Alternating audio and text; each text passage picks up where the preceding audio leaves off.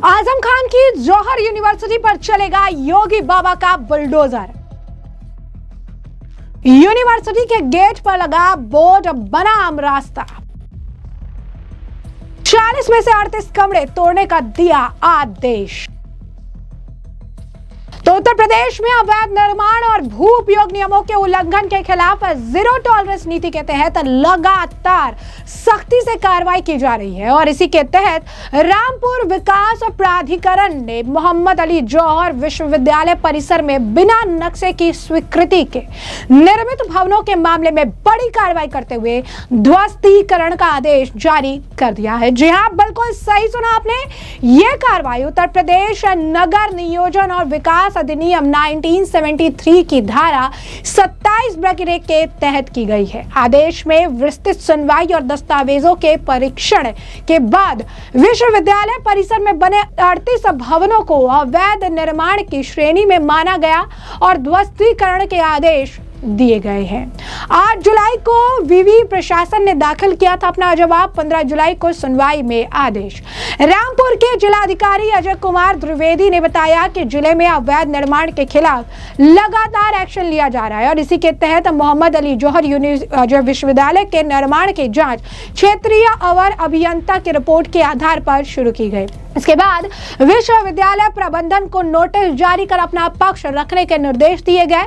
विश्वविद्यालय प्रशासन ने 8 जुलाई को जब अपना जवाब दाखिल किया, जबकि 15 जुलाई को व्यक्तिगत सुनवाई भी हुई जिसमें विश्वविद्यालय और विकास प्राधिकरण दोनों पक्षों के अधिकारी और अधिवक्ता उपस्थित रहे।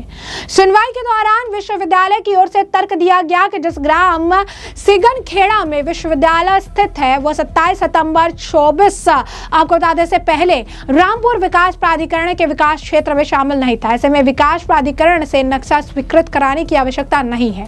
विश्वविद्यालय ने यह भी कहा कि निर्माण काफी पहले किए गए थे और उन्हें वर्तमान नियमों के आधार पर अवैध नहीं माना जा सकता। रामपुर विकास प्राधिकरण ने दलीलों को स्वीकार नहीं किया। आदेश में कहा गया कि भले ही ग्राम सिगनखेड़ा बाद में विकास क्षेत्र में शामिल हुआ हो, लेकिन निर्माण के समय संबंधित सक्षम निकाय से नक्शे की स्वीकृति लेना अनिवार्य था। जांच के दौरान जिला पंचायत रामपुर से प्राप्त अभिलेखों में स्पष्ट हुआ कि विश्वविद्यालय परिसर के मेडिकल कॉलेज भवन तथा अकादमिक ब्लॉक के नक्शे की स्वीकृति पाई गई। शेष 38 भवनों के लिए किसी प्रकार की वैध स्वीकृति उपलब्ध नहीं है।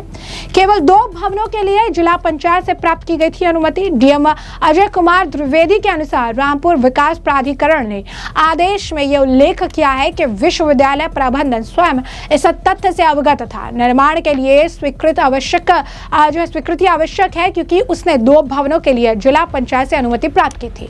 इसके बावजूद अन्य भवन बिना अनुमोदन के निर्मित किए गए।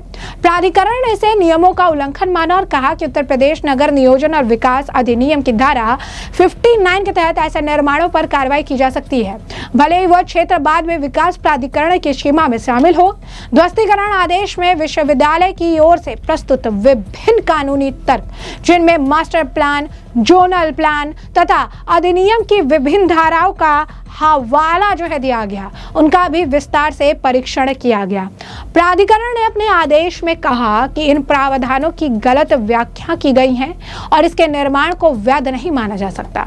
आदेश में स्पष्ट किया गया कि किसी भी निर्माण की वैधता का आधार उस समय लागू कानून के अनुसार सक्षम प्राधिकारी से प्राप्त स्वीकृति होती है। इस मामले पर जो रामपुर के डीएम है द्विवेदी जी, उनका बयान भी सामने आया है। क्या कहना है उनका, सुनिए। ध्वस्ती में जो भवन है उनको ध्वस्तीकरण के आदेश पारित किए गए, क्या पूरा मामला है?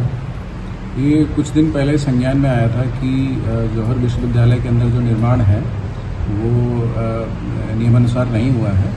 इसकी जांच कराई गई थी। प्रथम दृष्टया ये संज्ञान में आया था कि भवन बिना मानचित्र स्वीकृति के बनाए गए हैं, जिससे क्रम में उनको नोटिस जारी किया गया था।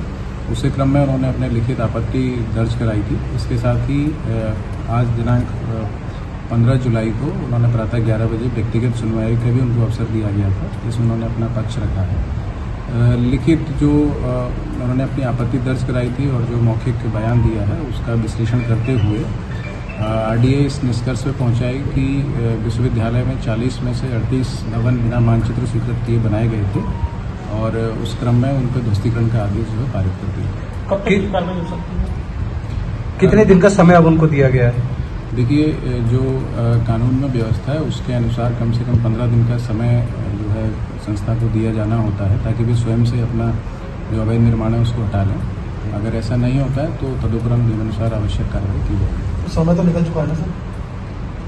आदेश पारित होने के बाद 15 दिन का समय कम से कम, मतलब या तो अब वो अपना जो निर्माण है वो स्वयं हटा ले, वरना फिर उनके ऊपर ध्वस्तीकरण होगा। निर्धारित अवधि समाप्त होने के बाद आरडीए के द्वारा ध्वस्तीकरण की कार्रवाई कर दी जाएगी। तो ये आदेश किसकी तरफ से पारित किया गया? ये वीसी आरडीए जिसका चार्ज मेरे पास है, मेरे द्वारा जारी किया।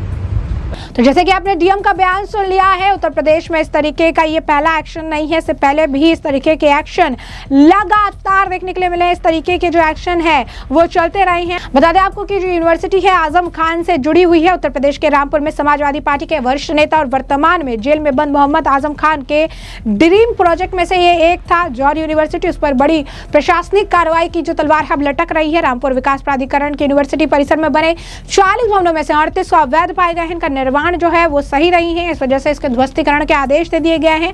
15 दिन का समय भी दिया गया है और इस 15 दिन के अंदर अगर इस भवनों को वो स्वयं हटा लेते हैं तो ठीक, नहीं तो बुलडोजर की कार्रवाई होगी और योगी आदित्यनाथ का, योगी बाबा का बुलडोजर एक बार फिर से गरजता दिखाई देगा। यदि तय समय से ऐसा नहीं किया गया तो रामपुर विकास प्राधिकरण नियमानुसार कार्रवाई भी करेगी। रामपुर विकास प्राधिकरण के अनुसार जौहर यूनिवर्सिटी रामपुर सदर तहसील ग्राम सिगनखेड़ा में स्थित है और 2024 से यह क्षेत्र रामपुर विकास प्राधिकरण के अधिकार क्षेत्र में शामिल है। रामपुर विकास प्राधिकरण ने यह भी कहा है कि पूरे मामले में लिखित जवाब ले लेने के साथ संस्था को व्यक्तिगत सुनवाई का अवसर भी नहीं दिया गया। सभी पक्षों को सुनने के बाद ये निष्कर्ष निकला है कि सभी की 38 भवन नियमों के अनुसार जो है स्वीकृत नहीं थे। इसी आधार पर ध्वस्तीकरण की कार्रवाई का आदेश पारित किया गया है।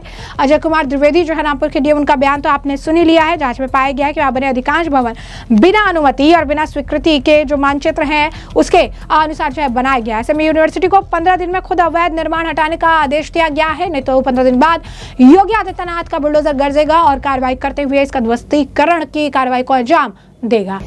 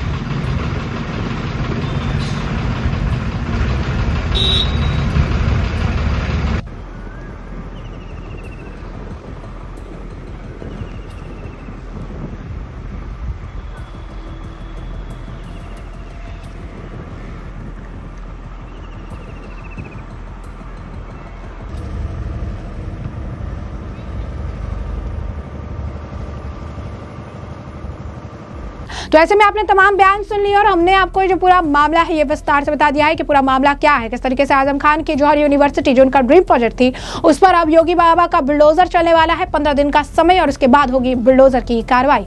इस पूरे मामले पर अब आपकी भी जो राय हो हमें कमेंट सेक्शन में कमेंट करके जल्द से जल्द साझा करिएगा। धन्यवाद।